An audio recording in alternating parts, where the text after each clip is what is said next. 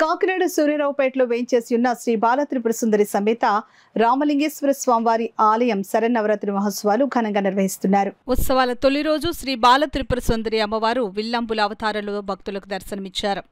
Kakinada city MLA Vanamadi Kondababu తనయుడు TDP నాయకులు వనమాడి మోహన్ వర్మ అమ్మవారి అవతారం ప్రారంభోత్సవానికి విచ్చేయగా ఆలయ కమిటీ చైర్మన్ గ్రంథిబాబ్జీ, ఆలయ ఈవో వీర్రాజు చౌదరిలు ఘన స్వాగతం పలికారు. అమ్మవారిని విల్లంబుల అవతారంను ప్రారంభించిన వనమాడి మోహన్ వర్మ అమ్మవారిని దర్శించుకుని ప్రత్యేక పూజలు చేశారు. ఈ సందర్భంగా ఆయన మీడియాతో మాట్లాడారు.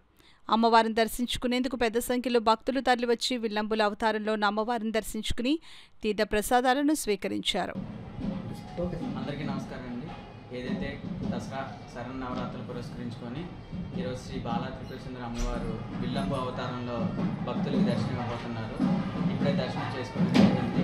ఏర్పాట్లు కూడా చాలా ఘనంగా చేయడం జరిగింది. భక్తులకు ఎటువంటి అసౌకర్యాలు కలగకుండా మెడికల్ క్యాంప్స్ పెట్టడం కానీ, పోలీస్ అవుట్ పోస్ట్ కానీ, అలాగే కమిటీ సభ్యులు అందరికీ ఫ్రీగా దర్శనం అయ్యే విధానంగా 3 దఫాలుగా దర్శనాలు ఇవ్వడం జరిగింది. శిశు దర్శనం కానివ్వండి, ఫ్రీ దర్శనం కానివ్వండి. అలాగా భక్తులకు ఎటువంటి ఇబ్బందులు కాకుండా ఎండోమెంట్స్ డిపార్ట్మెంట్ కానీ, ఆలయ కమిటీ సభ్యులు కానీ అందరూ కూడా కలిసికట్టుగా ఆ అమ్మవారి దర్శించుకునేలాగా, అలాగే ఈ అమ్మవారి దీవెనలు అందరిపై, కాకినాడ ప్రజలపై ఉండాలని కోరుకుంటూ సెలవు.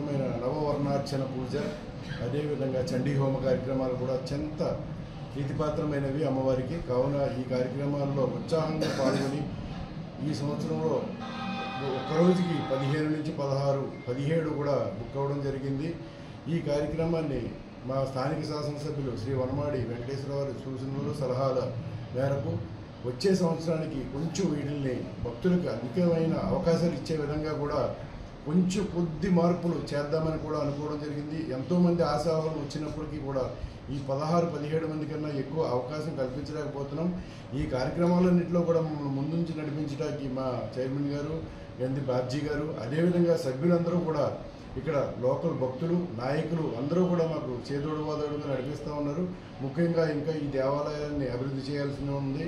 స్థానిక శాసనసభ్యులు వెంకటేశ్వరరావు ప్రతి విషయంలో కూడా వారి సూచనలు, సలహాలతో మేము ముందుకు వెళ్తూ ఇంకా దీని ఎంతో పురోగతికి చేయాలని కూడా వారు చెప్తా ఉన్నారు.